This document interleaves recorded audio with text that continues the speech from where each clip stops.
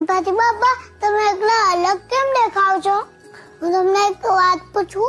પૂછ પૂછ બેટા, શું પૂછવું છે? ગણેશજી, તમારા કાન કેમ મોટા છે? બેટા, મોટા કાન એટલે બધાની વાત ધ્યાનથી સાંભળવી. દુનિયામાં જે સારું છે એને સાંભળો અને ખરાબ વાતોને છોડી દો.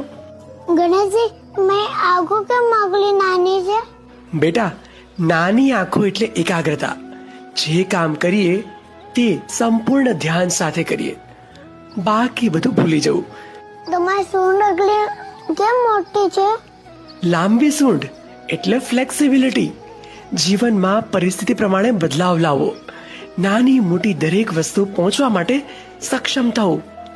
ગણેશજી, તમારું પેટ કેમ મોટું છે?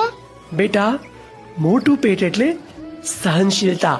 જે મુશ્કેલી આવે એને શાંતિથી સહન કરીને આગળ